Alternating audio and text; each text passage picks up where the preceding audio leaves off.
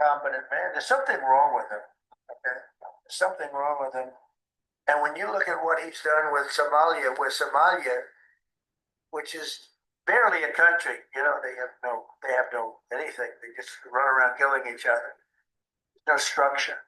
And when I see somebody like Ilhan Omar, who I don't know at all, but I always watch her for years. I've watched her complain about our Constitution, how she's being treated badly. Our Constitution, the United States of America, is a bad place. It hates everybody, hates Jewish people, hates everybody. And I think she's an incompetent person. She's a real terrible person. But when I watch what is happening in Minnesota, the land of 1,000 lakes or however many lakes they have, they got a lot of lakes, but this beautiful place, and I see these people ripping it off, and now I'm understanding, and you're going to look at I hear they ripped off Somalians, ripped off that state for billions of dollars, billions, every year, billions of dollars, and they contribute nothing. The welfare is like 88%. They contribute nothing. I don't want them in our country, I'll be honest with you. Somebody would say, oh, that's not politically correct. I don't care. I don't want them in our country. Their country's no good for a reason. Their country stinks, and we don't want them in our country. I could say that about other countries too. I can say it about other countries too. We don't want them to hell. We have to rebuild our country. Our country's at a tipping point. We could go bad. We're at a tipping point. I don't know if people mind me saying that, but I'm saying it. We could go one way or the other, and we're going to go the wrong way if we keep taking in garbage into our country. Ilhan Omar is garbage. She's garbage. Her friends are garbage. These aren't people that work. These aren't people that say, let's go, come on, let's make this place great. These are people that do nothing but complain. They complain. And from where they came from, they got nothing. They came from paradise, and they said, this isn't paradise. But when they come from hell, and they complain and do nothing but bitch, we don't want them in our country. Let them go back to where they came from and fix it. Thank you very much, everybody.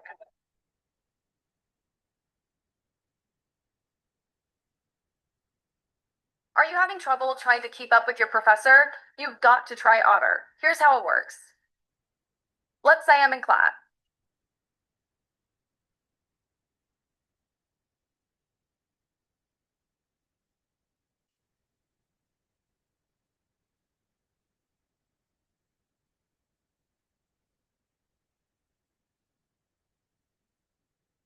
Okay, well, I hope you were able to hear your president imparting his wisdom regarding Somalia.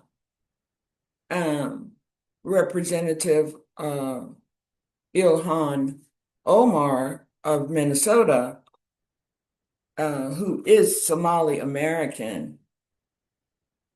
So he expresses that his opinion of her and, of course, of her community. I wanted to start off with that because, as you know, this edition of Faith, Family, and Political Affairs is entitled Racism, Rage, and the Real Reason for the Season. So welcome. This is going to be our final edition of Faith, Family, and Political Affairs for the year for 2025. And so I just wanted to touch upon some of what I feel are some of the major issues going on right now, but also wanted to remember that this is the Christmas season and that, we have made it through almost another full year. The Christmas season is sort of a wonderful way to wrap up the year. And for those of us who are Christian, of course, we celebrate the birth of the Savior, Jesus Christ. And we celebrate it in a number of ways. You can see my Christmas tree in the background, of course. But then we give gifts to one another, reminiscent of or paying homage to the gifts that were brought to Jesus at his birth. Um, and so there are many, many ways that we celebrate. Of course, we take the gift giving a little bit farther with Santa Claus and all of that. That's commercialism, and we as Americans embrace it, and our children certainly do embrace it, and grandchildren. So I wanted to talk about some of the terrible stuff that's going on, but I just really want to also remember that we still have a lot to be grateful for, having almost made it through another full year. Okay, so let's just talk a little bit about racism. I started with, I call him your president. I don't like to claim him, but I just have to say that, Donald Trump has been on the scene in America for many, many years. He's embroiled right now with the Epstein, release of the Epstein files. And people say it like it's so, mysterious. But it's like pictures of him hanging out with Epstein, uh, pictures. And Epstein, was convicted, known pedophile. Known. I mean, and a woman is in jail right now, Ghislaine Maxwell, serving time for having, aided and abetted him in these crimes. And so it happens that the president was great friends with this man for years, years and years and years. And there are pictures and apparently video to support that. So, his group, the Make America Great Again people, the MAGAs, they have always insisted that they wanted to reveal to the world everything about Epstein and that pedophile ring and all of that. That it was their goal to, they were like the champions of unveiling that until it has come to light that their leader, is all over the files, and, there's no question about it now. There may be some question as to how far his involvement went, what his role was with some of the girls and young women who were assaulted, demeaned, diminished, abused. Um, and all is documented, and many of the women who were girls at the time are still alive, and they've talked to people in Congress, and some of them have written their own accounts of what has gone down. And I don't have too much to say about that. I think that the universe is going to handle that. Um, you can't kill Epstein because he's already dead. Okay. He happened to have died mysteriously during the Trump administration while being incarcerated. There's still some question as to, from his brother Mark, as to whether or not he actually committed suicide. But then that's a whole nother, conversation that listen, I did not follow the Epstein stuff, even when they were saying that, the Democrats, the Clintons were involved. I wasn't following Epstein at the time. The Epstein story. I've only paid attention to it since this man is president. And quite honestly, his involvement with Epstein, it's like one more mark beside his name if you're keeping count of the truly offensive nature of this person. Okay, so I will let the universe handle, how the Epstein situation works out for him. Already I liken him to Marley, and to Scrooge. The whole Christmas story of Scrooge, the Christmas Carol story, where Scrooge had a business partner in his life and Marley. And Marley has gone on, to the other life. He's passed on. But he comes back to haunt Scrooge during Christmas to say, will you change your ways? You know, I'm already gone. I'm paying this tight, this, how you pay for the deeds that we do. And, Trump sort of reminds me of Scrooge in that story, in that Epstein seems to be coming back from the grave to haunt him. And will he pay attention? Will he get it right? I think that, as a Christian, God just gives us so many opportunities, to get it right. And it's up to us whether or not we heed those opportunities or whether or not we continue to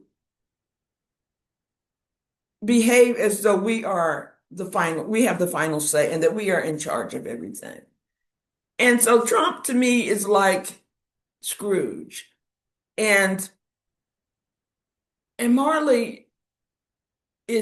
Epstein is his Marley, and he's haunting him. And he's saying, will you admit that you did this stuff?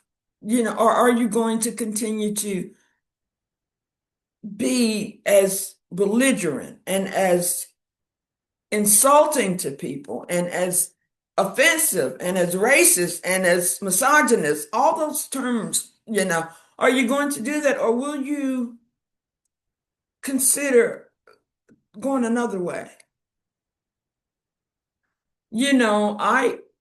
I look at things realistically, I think, but I also sometimes I look at things through the prism of my faith. That's what this program is, Faith, Family, and Political Affairs. And because I've been so baffled by Trump and the capitulation of our systems, our legal system is maybe the one system that's holding up, but our legislatures, our Congress has all but capitulated to Trump. And I look at that and I keep looking for why this is happening. Why? Why is the universe allowing him to have the one of the top spots in the world, the presidency of the United States, and he's held it twice. And yet he continues to he made the shithole statements. Forgive me for people who don't believe in profanity, because I really prefer not to, but it's this climate.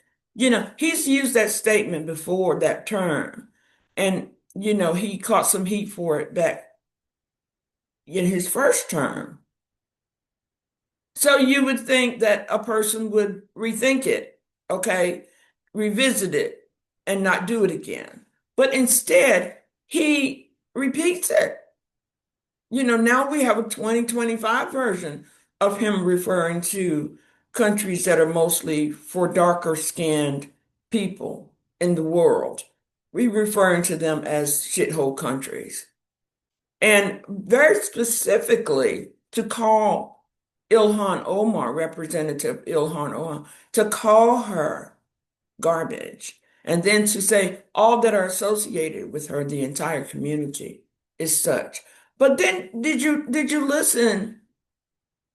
We know that he is offensive. We know that he's a guy of privilege. He's led a privileged life. so much that he can be convicted of 34 felonies and still rise to the highest office of the land twice. When my beloved um, social commentator Bill Cosby was um, found to be guilty of some egregious behavior, guess what happened to him? He was put in prison, okay, even at an advanced age with some medical conditions.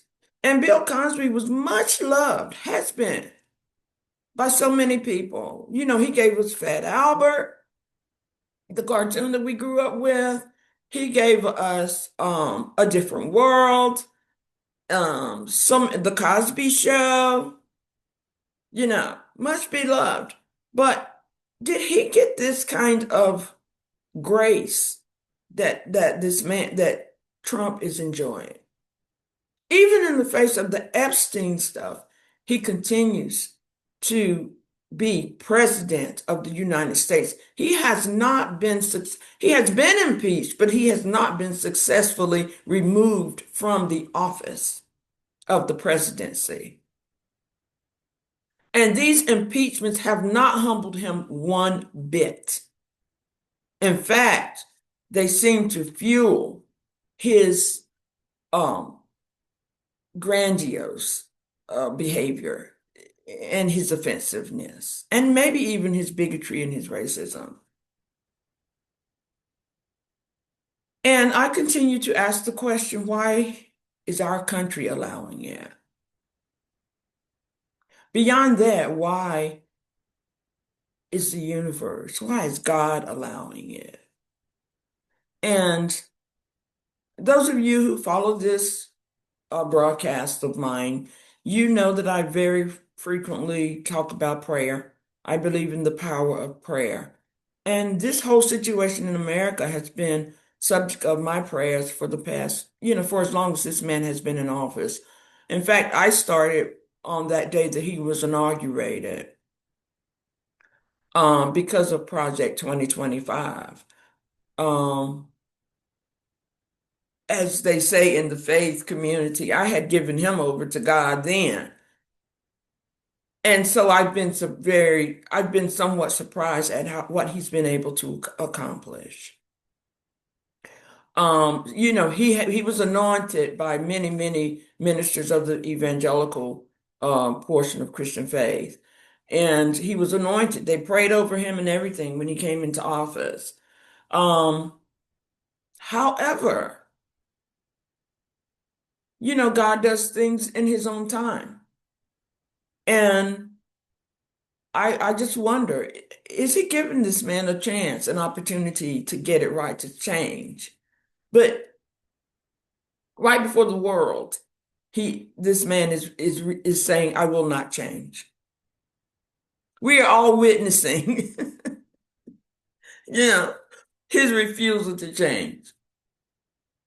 And so whatever comes of him, you have to say it's his own doing, whether it's failing health that people keep referring to or something else. I mean, we don't know. Maybe it's conviction over the Epstein stuff, because right now our Congress still has another release from the Epstein estate, of documents, photos, videos, and everything. That again, it is reported that the president is highly, represented in these pieces of material. So I had intended not to talk very long about him, but when he made the garbage statement, I just felt that I needed to address that. And I hope that there will be others who are reflecting on why is one man allowed to just be insulting in this way? Um, I think the universe is going to handle him. I think God will ultimately uh, handle him. And I think the assessment at the end of the day will be very different from just a political assessment. I think there will be some spiritual um, reckoning for not just for him, but also for our country. I do think that America will have to pay for what he has done. Um, Not just in terms of loss of our own freedoms, which we are seeing people being disappeared, arrested on the streets, women thrown to the ground with two or three men putting their knees in these women's backs, handcuffed, you know. And so we're seeing that. We're witnessing it. And there are not very many of us who could say we didn't know it was going down. We know that it's going down. And first it was the Hispanics, and now the Somalis in Minnesota, their community is under fierce attack right now. But of course, this president has released troops, National Guard troops, into major cities, Chicago, DC, So we're already, the posse comitatus rule that was supposed to be law of the land, he's violated that many, many times. So again, the question, why is he being allowed to do this? When we have structures in place that are supposed to stop it. Okay, so enough on him. But the comment about Ilhan Omar being she's Somali American, and I have to say, online, so many of the African American commentators are pointing out that many of the Somalis, particularly that group in the community in Minnesota, did vote for Trump. And much like many in the Hispanic community, they have effed around and found out what Trump really thinks of them and their community. All you have to do is just go on social media. I mean, it's all over Facebook, not so much Facebook, but certainly Instagram, TikTok, YouTube. There are people who are making sure that they point out the fact that many of the Somalis, either they were duped by Trump.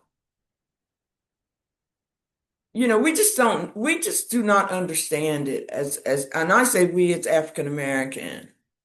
Some of it we understand that sometimes it's more expedient when you come to America to not associate with us.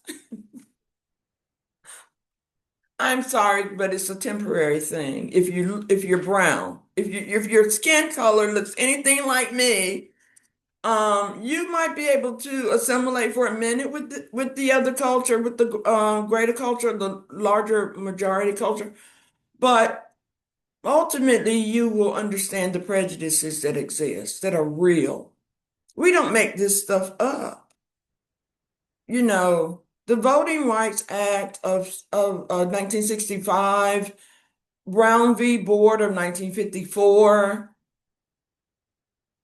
We can trace for you our trek from slavery to Jim Crow to a semblance of freedom and equality. And each time that it seems that it's smoothing out and that we can relax and rest, somebody tries, there's an attempt to reverse. I remember when I was in college, it was the Bakke case. And we began to hear the term reverse discrimination. And because so many African Americans were making a real mark in colleges and universities around the country, certainly at our HBCUs, but at many of the predominantly white institutions. Where that's what I went to the University of North Carolina at Greensboro that for my bachelor's degree, and that was predominantly white institution. Of course, it was right down the street from North Carolina A&T, which is a well-known HBCU. But during those years, we had to deal with the Bakke case and reverse discrimination. And whenever you got a job, it was always wondered if people were wondering if you were the diversity hire. It wasn't called DEI, you know, and if you were the token or whatever, it was never assumed that you were disqualified and you beat the pants off of some white folk to get there. It was just never, just assume that. So, but we brush that stuff off our shoulders and we keep it moving. We know that if you work hard,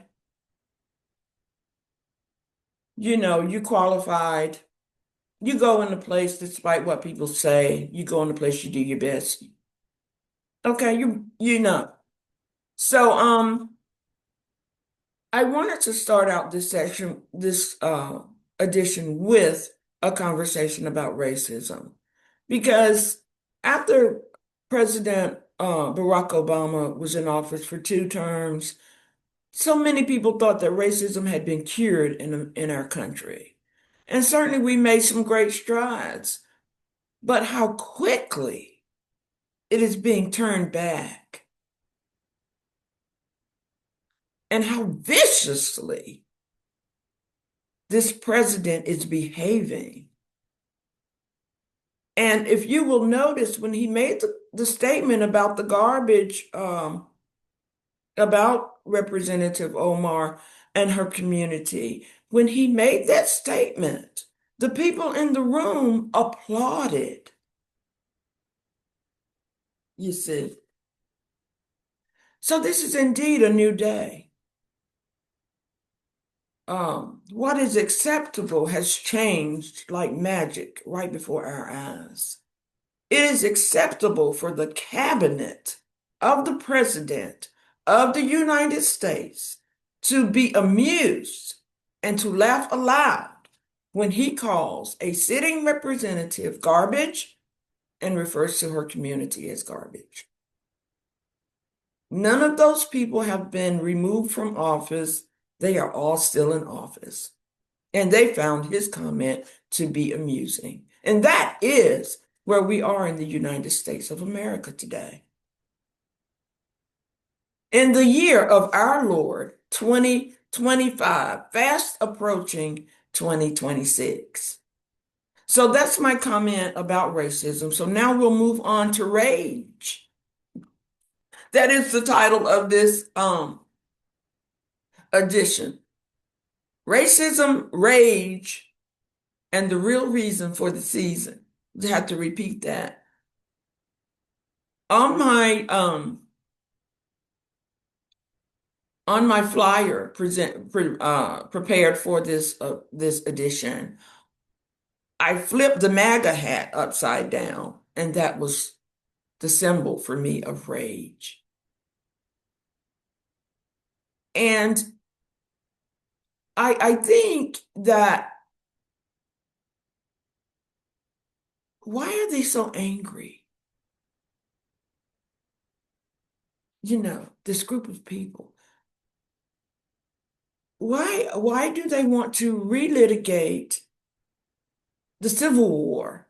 Why do they want to restore the Confederacy? Why are they so angry? MAGA. I mean, those are questions that I ask myself. I say, why? To pretend that this country did not lose a lot of life fighting the Civil War. And a lot of Black people were lynched and burned and just disappeared, buried, and, you know, homes bombed, and just to get beyond that. So why would you want to go back to that? Why would you want to revisit that? And why would you want to pretend that this group of people, African Americans now, did not contribute what they've contributed? Why would you want your children to learn a lie?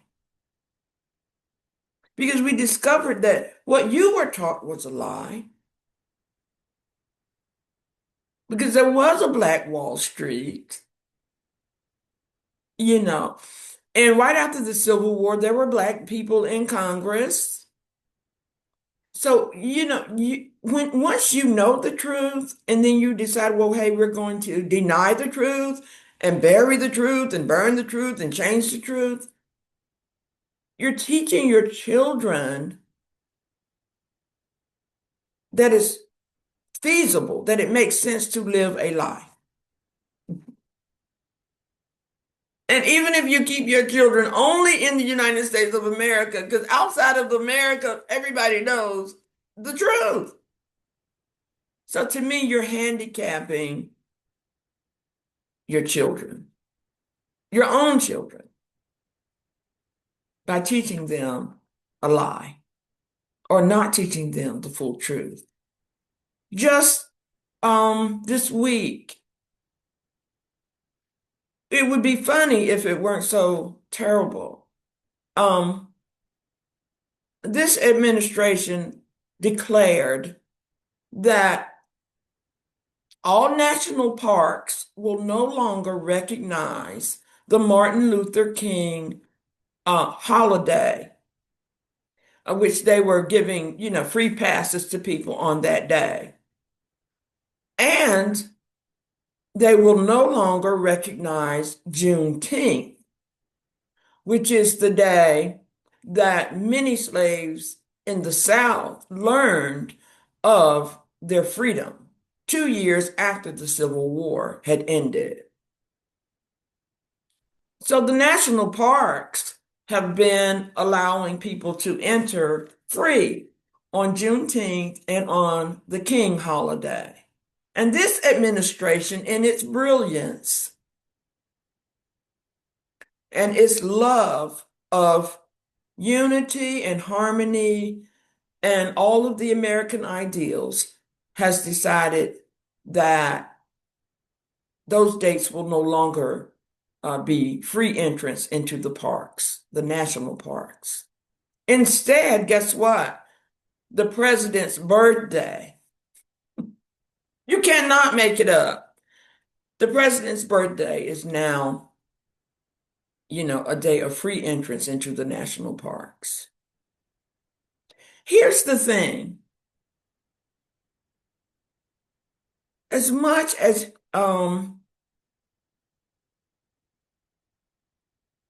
this president disparages anything that was accomplished by Barack Obama in his 2 terms, he also seems to want to go as far back as abolishing everything that Dr. King was able to accomplish, including the Voting Rights Act. With all the gerrymandering, with his call to various states to say, I want these district maps changed. So, African Americans, we're already clear. We know that we're under assault. Again, I go back again to the faith part of this. How many stories in the Bible just plainly state, in parables a lot of times, that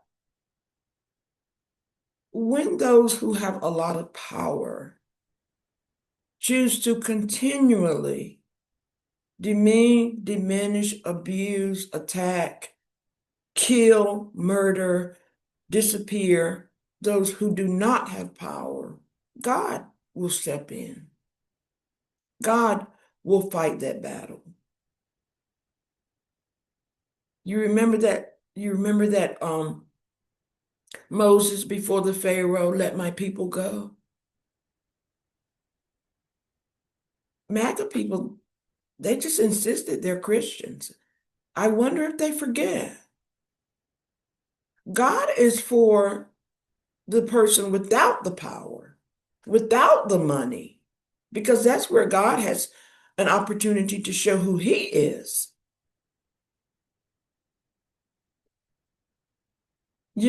Jesus walking into the temple and turning over the table of the moneymakers, the people who were trading, making too much money in the temple that's supposed to be about prayer.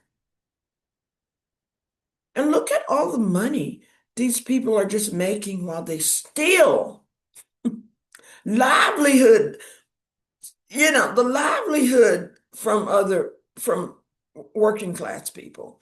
And I mean, food stamps and housing and health care, they don't mind taking away from working class people. So I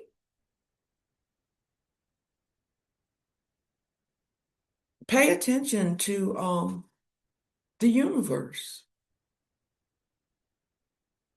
What is God doing right now?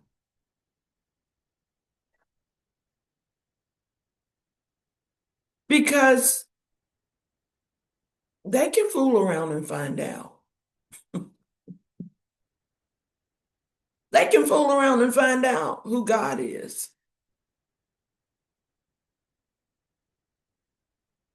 So anyway, rage. And I just wanted to, there are a couple of things that I wanted to make sure that I talk about.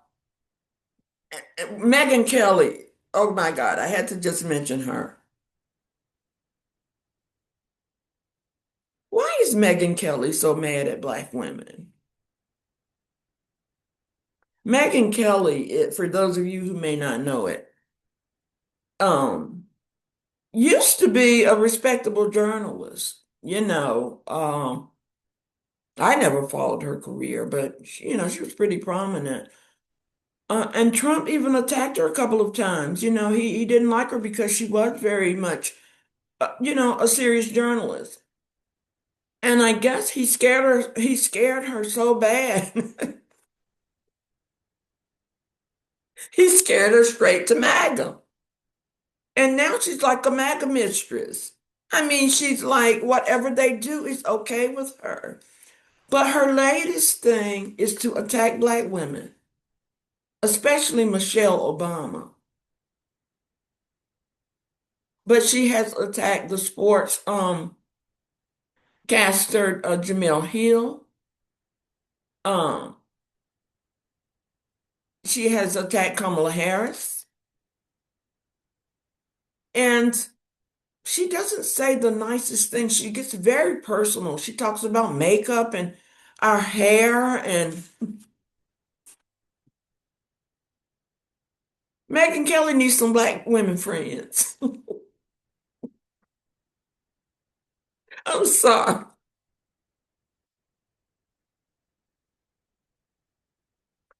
Megyn Kelly is she's a dangerous woman, but I think she's a dangerous woman because she has such a megaphone. She's everywhere talking, saying this ignorance, spewing, you know, hatred, and aimed particularly at Black women. And I wonder what Black woman beat her out for a job or something. Um, Maybe she had designs on the president, on President Obama, and wasn't able to, you know, because Michelle Obama is no joke. So because she used to just talk about President Obama. And so how Michelle was not worthy of him and that kind of thing.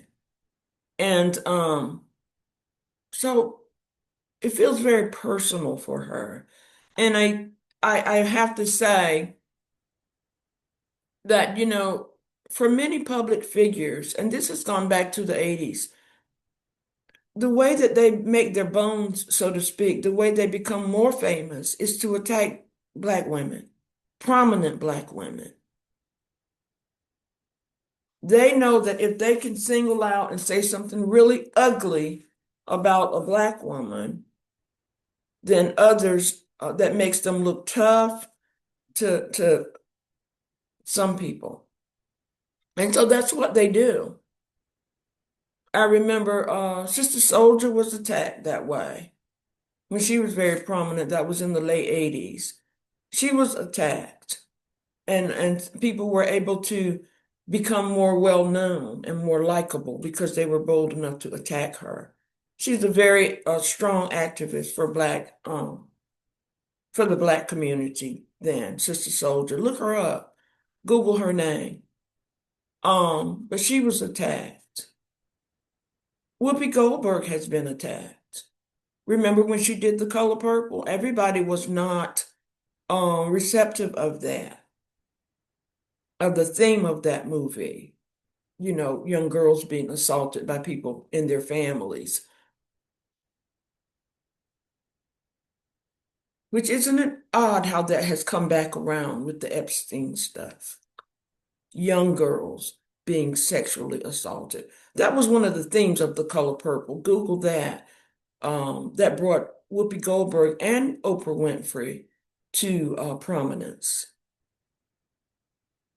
national prominence. Of course, Oprah had already been well known in Chicago, but she became nationally prominent after The Color Purple, directed by Steven Spielberg. But just go Google some of that. It's old history, it's contemporary history. But it has a context now because that theme of young girls being assaulted by men was a strong thing that some of the women who acted in that movie were attacked about. And now we come back and it's the Epstein story. Because the blood, the hurt, this stuff must be answered for. Again, the stuff that we're doing right now as a country, disappearing people. The Trump administration thinks it's funny to send a woman to separate her from her young children in a car, take her away and ship her to a whole nother state. And most recently, we've had a child, I think he was 7 years old, sent to a whole nother state. Because the children are put into detention too when their parents are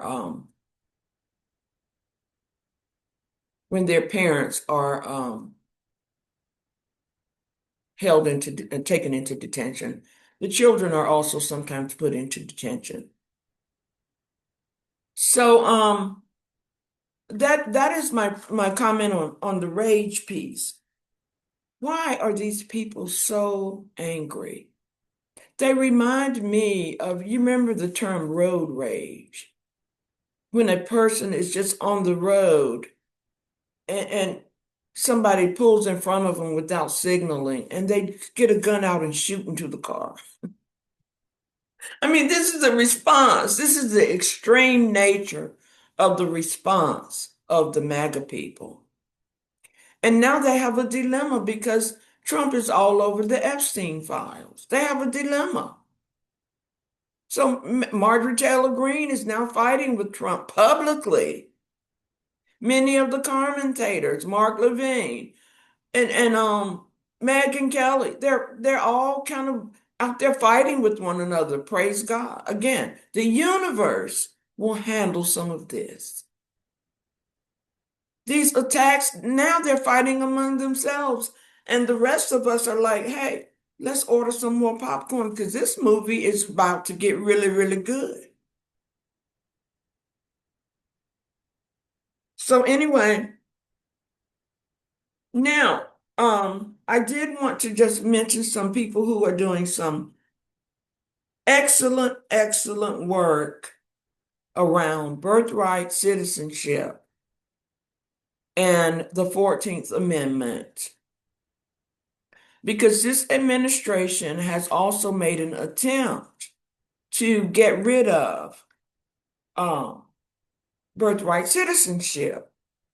They are saying that it's about stopping illegal immigrants from coming over, having babies, and becoming citizens and taking up all of our resources.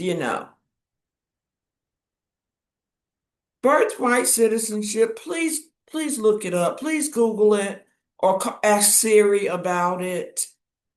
Please ask Siri about the 14th Amendment to the Constitution of the United States and the serious nature of it. There is a wonderful, wonderful lawyer named Elie Mystal who, go to YouTube. He's on there all over it talking about this amendment. And also Sherilyn Ifill. Just giving some incredible insight in plain language that anybody can understand. You don't have to be a lawyer to understand the serious nature. If Trump is able to end birthright citizenship, that resonates for African Americans also, because the 14th Amendment came to us following the Civil War and the abolition of slavery. And I just wanted to read just a little bit about the 14th Amendment to hopefully encourage you to go and search it out for yourself. The 14th Amendment was ratified, that means became law in 1868. Okay, and just not long, a few years after the Civil War ended. And I'm reading this from Google. The 14th Amendment granted citizenship and equal civil and legal rights to all persons born or naturalized in the United States, including formerly enslaved people. Also establishing principles like due process. States could no longer deprive anyone of life, liberty, property without a legal process. Of course, now this is being violated. When ICE agents go and pick up people off the street and there's no due process, they don't take them to court or anything, they put them in detention centers, and some of them are then deported with no due process. It is breaking the law. We have an administration right now that is breaking the law. Again, why is it being allowed? Why? I'm just going to read a little bit more. Key provisions of the 14th Amendment are: it defines citizenship as anyone born or naturalized in the U.S., overturning the Dred Scott decision, which sort of denied blacks, citizenship. So just go back and look. The due process clause, again, ensures that states respect all legal rights owed to a person. Because before, each state, you could travel from one state to another um, and be captured. If you were a slave that had escaped up north, you could be brought back to Louisiana or North Carolina or somewhere in the South, and you could be enslaved again. So, history is an evolving thing. History, we teach it in school, but history doesn't stay in the book. We are living history right now as our Supreme Court. Every time this man takes something to the Supreme Court, like the 14th Amendment and birthright citizenship, he is trying to take things back from people who look like me.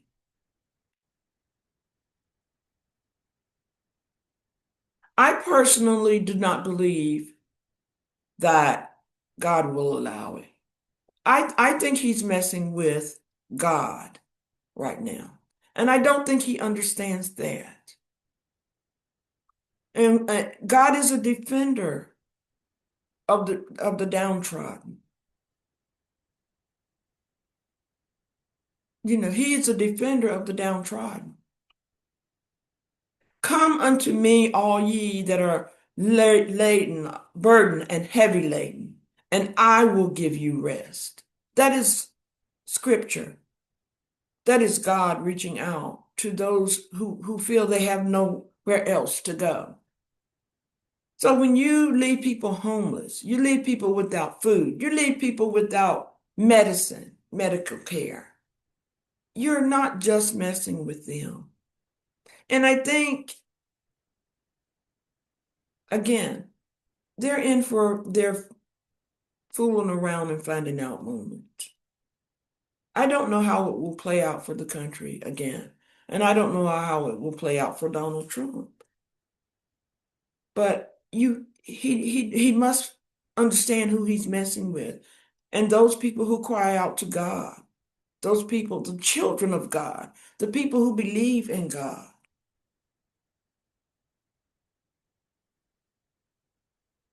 who are taking his name before the living God, taking his name and his deeds before the living God. He must consider that maybe God is giving him a moment to rethink, to repent, to change before destruction. And I'll just stop right there on that because I'm not a preacher. Okay, let's wrap this up. Um, Two people that I absolutely must suggest that you go to YouTube, talk to Siri, talk to Google, and search out. Nikole Hannah-Jones, author of the 1619 Project.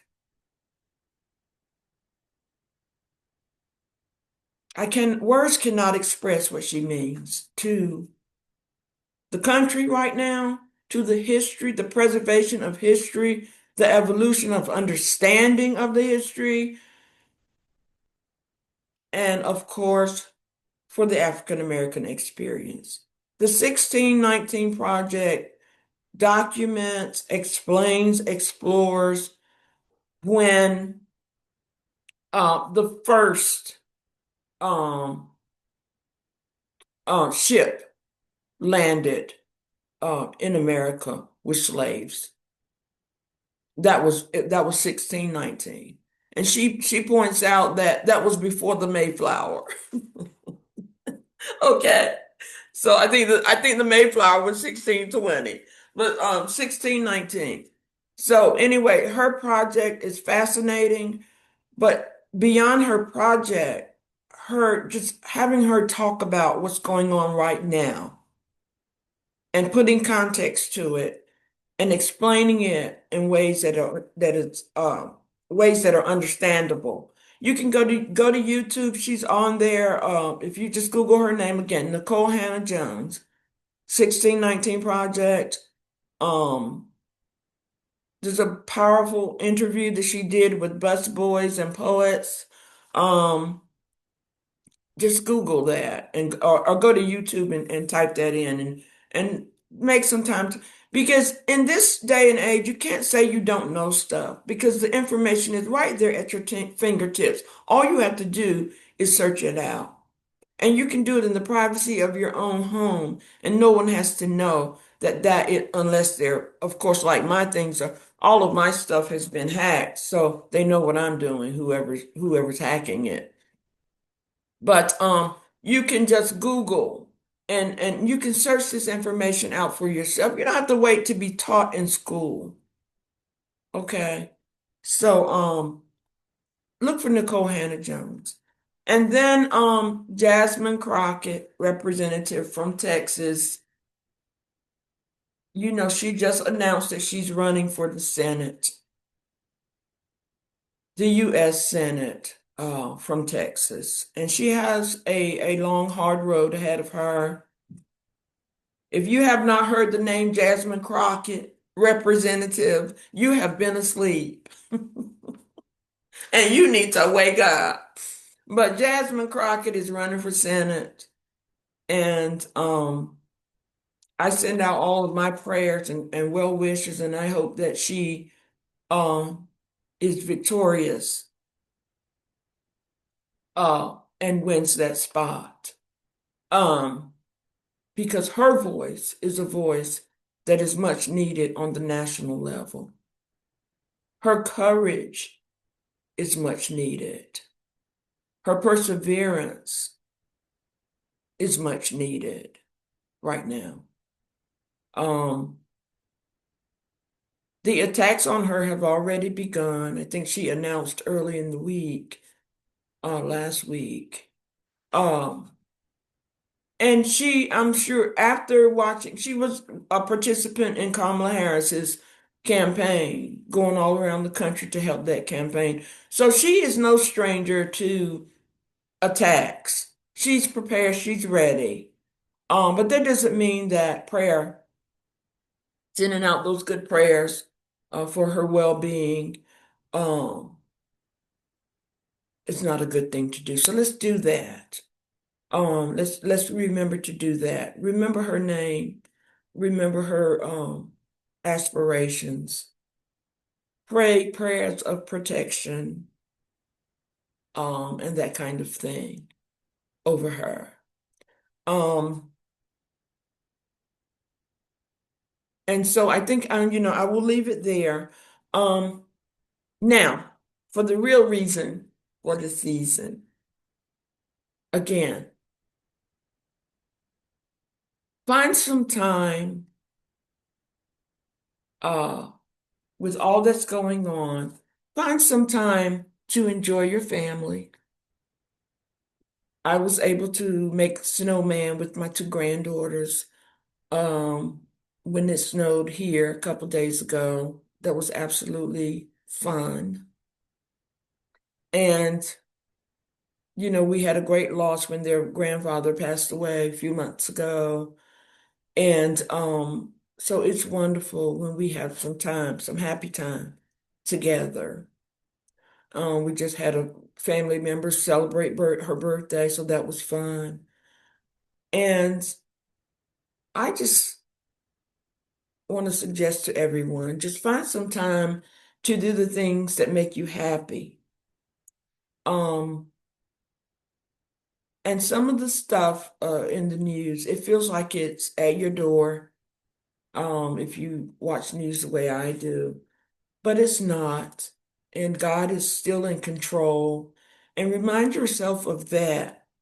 And do some of the things that make you happy. It may be going to a park. It may be going on a long walk. It may be having a glass of wine with your girlfriends, or going shopping. Going to the mall, strolling through the stores. At Christmas time, remember those who are less fortunate. The Salvation Army kettle, the red kettles, you don't see them the way you used to see them. But remember those. Remember to donate when you can, what you can. Because it's not always about money. Or sometimes you can give your time, or sometimes you can give your concern and your care. Um, a lot of the young people are very good at giving care and concern on social media. They make these videos just about life, and to me, they say the most wonderful things. Um, or they do dances. They may be singing or dancing,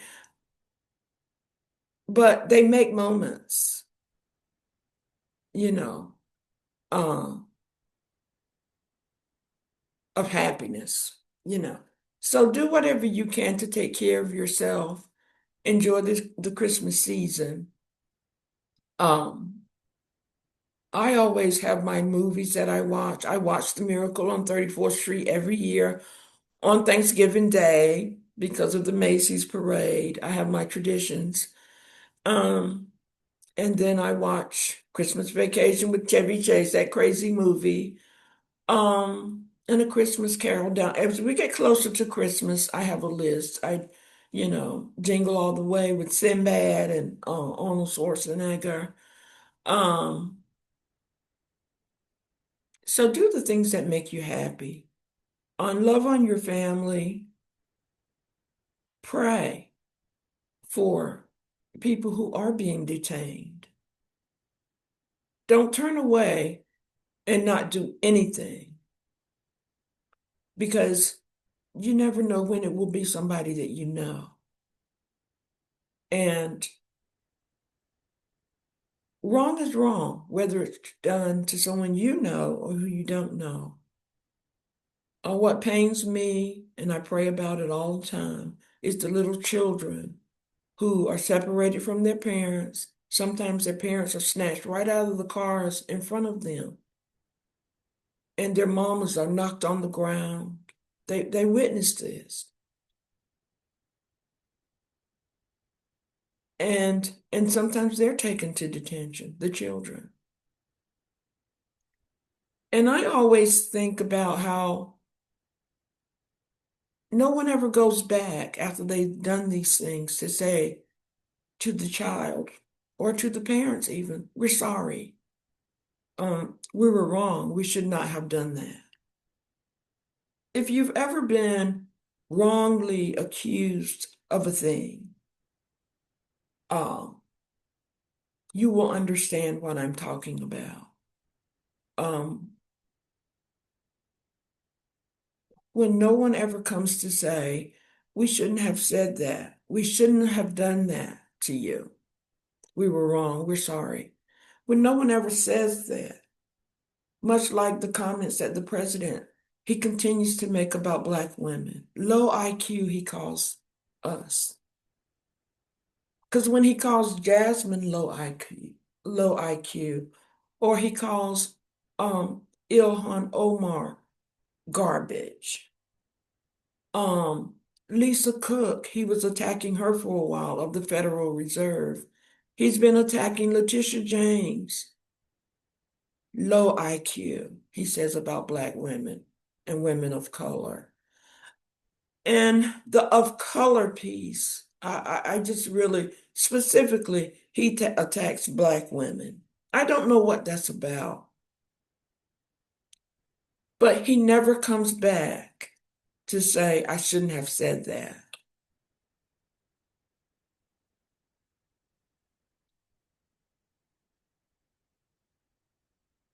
Okay, so I'm going to wrap up on this edition. Thank you for tuning in. I appreciate you. I'm wishing you and your family the most awesome Christmas season that that you can have. I hope you get everything from Santa that you want, and that the season is everything that you wanted it to be. Thank you for tuning in today. This has been the Christmas edition of Faith Family and political affairs.